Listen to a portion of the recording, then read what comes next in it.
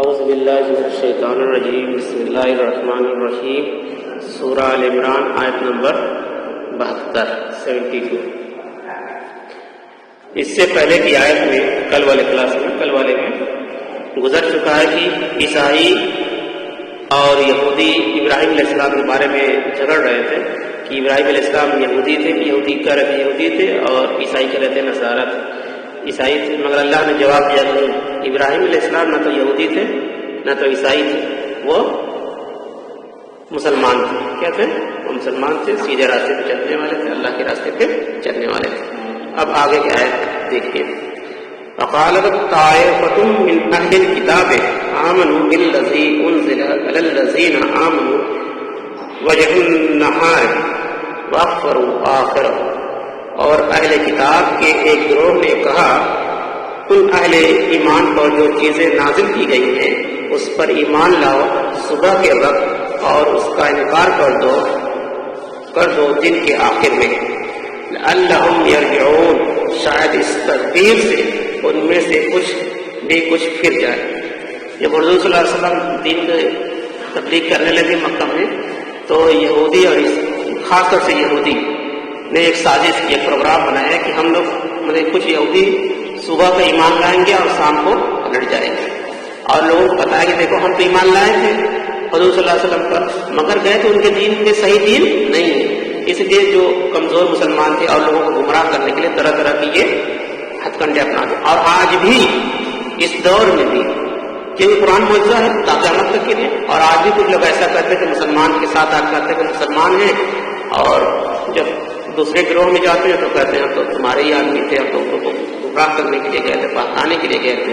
تو اس کے ہی بات اللہ تعالیٰ نے اس آیت میں ہم لوگوں کو بتائی ہے کہ یہود کی بہت بڑی سازش کا ذکر ہو رہا ہے، جو ان کے گروہ نے محمد رسول اللہ صلی اللہ علیہ وسلم کی دعوت کو ناکام بنانے کے لیے مسلمانوں کے خلاف تیار کی تھی۔ اس سازش کا پس منظر یہ تھا کہ دنیا کے سامنے یہ بات آ چکی تھی، جو کوئی ایک مرتبہ دائرۂ اسلام میں داخل ہو جاتا ہے وہ واپس نہیں آتا۔ اس وقت ایک دم ماننا طے تھا، جو کلمہ لا الہ الا اللہ پڑھ لیتا پھر وہ دوسرے مذہب کو نہیں اختیار کرتا تھا، اور اسے بدترین تشدد کا نشانہ بنایا جائے، بھوکا پیاسا رکھا جائے، حتیٰ کہ جان سے مار دیا جائے، جیسے حضرت بلال رضی اللہ عنہ کے ساتھ کیا گیا۔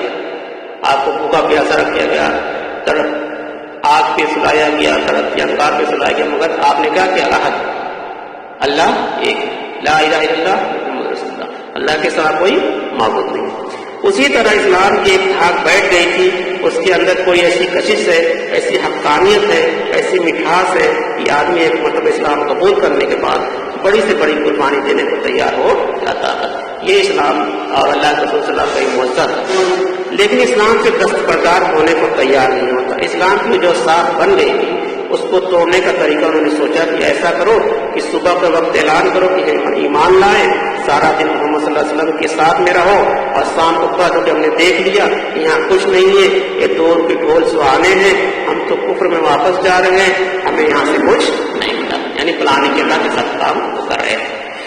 اس سے مسلمانوں سے کچھ لوگ تو سمجھے گے کہ انہوں نے سازش کی ہوگی، لیکن یقیناً کچھ لوگ یہ بھی سمجھیں گے کہ بڑے متقی لوگ تھے، مثلاً شیعان حق تھے، بڑے جذبے اور بڑے شان کے تھے، انہوں نے کلمہ پڑھا تھا اور ایمان قبول کیا تھا، پھر سارا دن رسول اللہ صلی اللہ علیہ وسلم کی محفل میں بیٹھے رہے، آخر انہوں نے کچھ تو دیکھا ہی ہوگا جو واپس پلٹ گئے۔ عام آدمی تو یہی سوچے گا نا، جو بہت پڑھا لکھا نہیں ہے، بھائی اتنے بڑے لوگ ایمان لائے کیوں پلٹ گئے، کوئی بات ہوگی، مگر وہ کیا جانتے تھے ان کے دلوں میں ٹیڑھ ہو، تو ایک سازش کے ساتھ آئے تھے۔ اس انداز سے عام لوگوں کے دلوں میں وسوسہ اندازی کرنا بہت آسان کام ہے، چنانچہ انہوں نے منافقانہ شرارت کی سازش کی۔ ٹھیک، اسلام میں قتل مدت کی سزا کا تعلق اسی جڑ سے ملتا ہے۔ یہ اسلام کا یہ اصول ہے شریعت کا کہ کوئی بھی جب اسلام میں ایک بار داخل ہو جاتا ہے پھر وہ اسلام کو سے پھر جاتا ہے تو وہ مرتد ہو جاتا ہے، اس کا سزا ہے اسلامی شریعت میں قتل کر دیا جائے۔ ٹھیک، جیسے اس وقت دو آدمی نیوز نیشن ایک چینل ہے یوٹیوب میں اور ٹی وی کا بھی چینل ہے، اس میں ایک آتا ہے ایڈم اور ایک ہے ایکس مسلم کر کے، کوئی حیدرآباد کا ہے، وہ کہتا ہے کہ ہم مسلمان ہوئے تھے مگر مسلمان کے دین میں یہ گڑبڑی ہے اور ہم جو ہے پھر گئے۔ ٹھیک، تو اس طرح سے گمراہ کرنا، یہ سب چینل والے اس کا پرچار کر رہے ہیں۔ تو سازش آج بھی کیا ہے، وہ آج بھی چل رہی ہے، تو اس سے ہوشیار رہنا چاہیے. اور جو ایڈم ہے نا پورا مود ماش کو لگا کے آتا ہے چینل میں، پورا وہ ہے پاکستان کے سندھ علاقے کا، اب پورا الٹی سیدھی باتیں غلط طریقے سے باتیں پیش کرتا ہے قرآن کی، مطلب بیچ بیچ سے آئے اٹھا دی. اسلامی ریاست میں اسی طرح کی سازشوں کے کا راستہ روکنے کے لیے سزا تجویز کی گئی. جو شخص ایمان لانے کے بعد کفر میں جائے گا تو وہ قتل کر دیا جائے گا. ایک اصول ہے، قانون ہے. جیسے بھارت سنویدھان کا ایک قانون ہے، جو بھارت کا ناگرک ہے اسے سنویدھان کو ماننا، وہ نہیں مانے گا تو دیش دروہی ہے. کیا ہے دیش دروہی کی سزا؟ کیا ہے؟ پھانسی. کیا ہے؟ اسی طرح سے اسلام کا بھی ایک قانون، ایک سنویدھان ہے، جو اس کو بھائی کو جو زبردستی تو نہیں ہے. اسلام تمہاری مرضی، تم پڑھ لو، سمجھ لو، اسلام میں داخل ہو جاؤ، اور اس کا اصول بھی، اس کا سنویدھان بھی پڑھ لو. ایک بار قبول کرنے کے بعد پھر واپس جاؤ تو اس کو قتل کر دیا جائے گا. تو ہر ملک کا، ہر مذہب کا، ہر قوم کا ایک قانون ہوتا ہے، تو اس کو اس میں کوئی بری بات نہیں ہے. یہ دنیا کا بھی اصول ہے اور اللہ تعالیٰ کا بھی ایک اصول ہے. کیونکہ اسلامی ریاست ایک نظریاتی ہوتی ہے، آئیڈیالوجیکل ریاست ہے. ایمان اسلام بھی جو اس کی بنیادیں، چنانچہ اس کی بنیادوں کو کمزور کرنے، اس کی جڑوں کو کھودنے والی جو چیزیں بھی ہو سکتی ہیں، اس کا سدباب پوری قوت سے کرنا چاہیے. یعنی اس کو توڑ ایک کر دینا چاہیے، اس کو ختم کر دینا چاہیے جو بھی اس طرح کا کام کرے گا.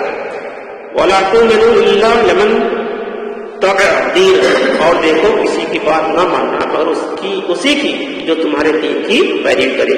یعنی سازش گروہ کی یہ خطرہ بھی تھا کہ اگر ہم جا کر چند گھنٹے رسول اللہ صلی اللہ علیہ وسلم کے پاس گزاریں گے تو کہیں ایسا نہ کہ ہم میں سے واقعی کسی کو معلوم ہو جائے اور دل سے ایمان لے آئے.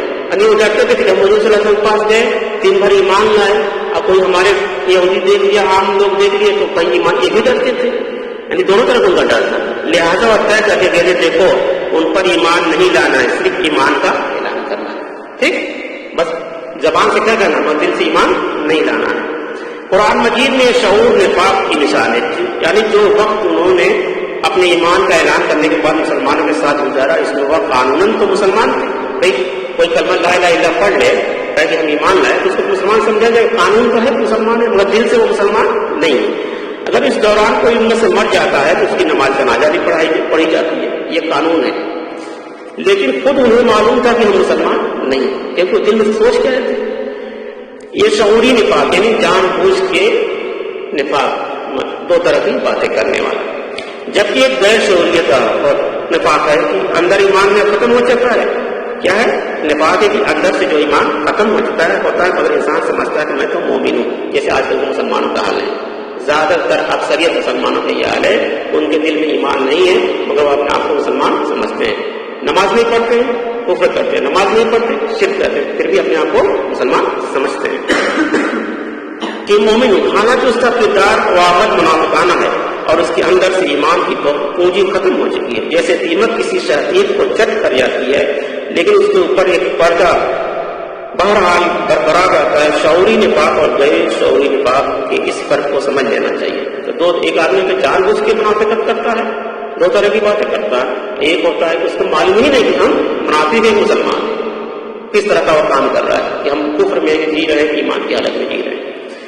قل ان الہدی خود اللہ، اور اے نبی صلی اللہ علیہ وسلم ان سے کہہ دیجیے کہ اصل ہدایت تو اللہ ہی کی ہدایت ہے.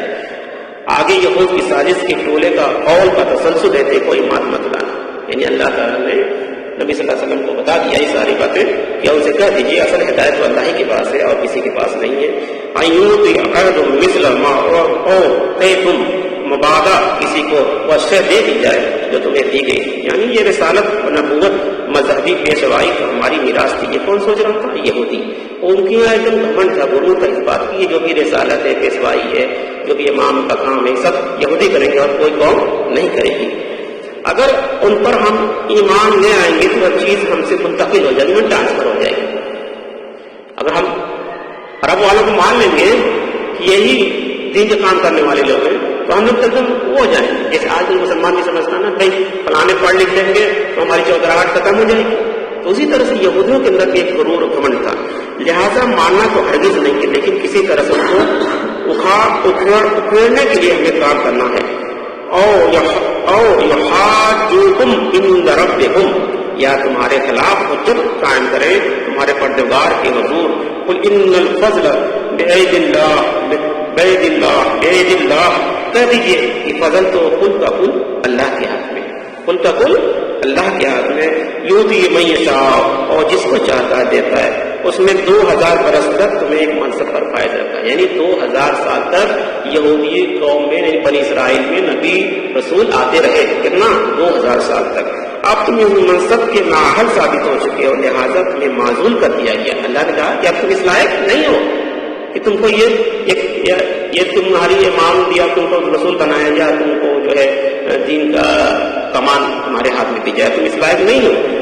اب ایک نئی امت محمد صلی اللہ علیہ وسلم کو اس مقام پر فائز کر دیا گیا، یعنی اللہ تعالیٰ کا یہ فیصلہ تو خود سنا دیا گیا یہودیوں کو کہ نہیں اب کچھ نہیں ہوگا، اب تم چاہے جو طرف لو، اب اللہ کو محمد صلی اللہ علیہ وسلم کو رسول بنا دیا گیا جو بنی اسماعیل میں ہیں، اور وہ یہودیوں کے قوم میں سے نہیں تھے، مگر تھے تو ابراہیم علیہ السلام کے نسل سے حضور صلی اللہ علیہ وسلم نے، مگر ان کو ایک ضد تھی، کیا تھی؟ ایک ضد تھی کہ بنی اسرائیل سے ہی بننے چاہیے، تو اللہ تعالیٰ کہ نہیں اب ایسا کچھ نہیں ہوتا۔ جیسے آج کل کا مسلمان بھی کچھ آدمی یہ سمجھتا ہے کہ بھائی ہمارے باپ دادا اگر امام تھے تو ہم بھی امام رہیں گے، ارے جیسا ایسا کام کرو گے تب تو امام رہو گے، اگر ہمارے باپ دادا نیک تھے، نیک عمل کرو گے تب تو ان کو نیک سمجھا جائے گا، باپ دادا کے نام تھوڑا نیک سمجھا جائے گا۔ اسی طرح سے یہودیوں کا کام تھا کہ وہ ان کے اندر بہت بگاڑ آ گیا تھا، بہت تکبر آ گیا تھا، گھمنڈ لگ گیا تھا، اور اللہ کی بات کو انکار کرتے تھے، منمانی کرتے تھے، تو اللہ نے کہا کہ تم سے اب یہ امامت چھین لی گئی ہے۔ واللہ واسع علیم، اور اللہ بہت وسعت والا ہے اور جاننے والا ہے، یعنی اللہ تعالیٰ کہتا ہے، اللہ تعالیٰ خود اپنے بارے میں بتایا کہ اللہ کو سارا علم ہے اور ساری قدرت کے بارے میں جانتا ہے، کیا کرنا چاہیے کیا نہیں کرنا چاہیے، یہ اللہ کا فیصلہ ہے۔ محمد صلی اللہ علیہ وسلم اللہ کے بندے اور اس کے رسول ہیں، اور ایک تا قیامت تک آخری رسول رہیں گے، اور جو اس پر ایمان لائے گا وہ مسلمان سمجھا جائے گا، جو اس کا انکار کرے گا اسے مسلمان یعنی مسلم نہیں سمجھا۔ یہودیوں اور عیسائیوں نے ایک کام کیا کہ اللہ کے رسول صلی اللہ علیہ وسلم کو رسول نہیں سمجھا، تو اس لیے ان کو مسلم نہیں سمجھا جاتا ہے۔ اللہ تعالیٰ سے دعا ہے کہ ہم لوگ کو اس آیت پر عمل کرنے اور اپنے اندر غور فکر کرنے کی توفیق عطا فرمائے، آمین ثم آمین۔